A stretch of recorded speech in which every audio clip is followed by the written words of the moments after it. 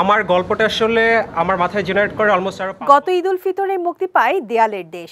নির্মাণ, সিনেমাটোগ্রাফি ও গল্প বলার ভিন্নতার কারণে সিনেমাটি দর্শকের কাছে আলাদা হয়ে উঠেছিল।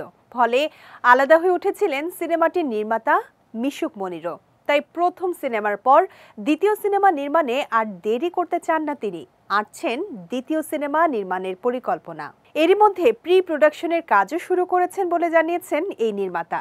মিশুক দেশের সংবাদ মাধ্যমকে বলেন, দেয়ালের দেশের মাধ্যমে সবার যে ভালোবাসা পেয়েছি তাতে আমি অভিভূত, ফলে চাপটাও বেড়ে গেছে।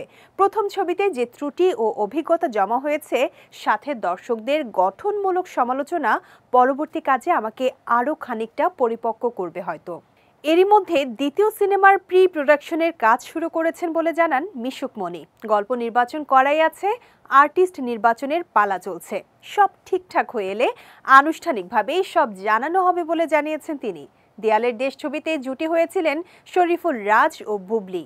এই জুটি দ্বিতীয় সিনেমায় থাকছে কিনা প্রশ্ন করা হলে নির্মাতা বলেন, আমার প্রথম ছবিতে কিন্তু গল্পই ছিল প্রধান।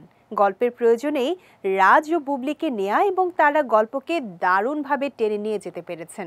গল্পের প্রয়োজনে যাদের মানাবে তাদেরই নেওয়া হবে। একমাত্র ওয়ালটন এসি দিচ্ছে 1 বছরের রিপ্লেসমেন্ট গ্যারান্টি এবং কম্প্রেসারের 10 বছরের গ্যারান্টি। দেয়ালের দেশের পর একাধিক সিনেমা হাতে এসেছে মিশুক মনিরের। প্রস্তাব এসেছে ওটিটি কন্টেন্ট নির্মাণেরও। আগামী দিনে ওটিটি কন্টেন্ট নির্মাণেও দেখা যাবে মিশুককে। তিনি বলেন, বেশ কয়েকটি ওটিটি প্ল্যাটফর্মের সঙ্গে কথা হয়েছে।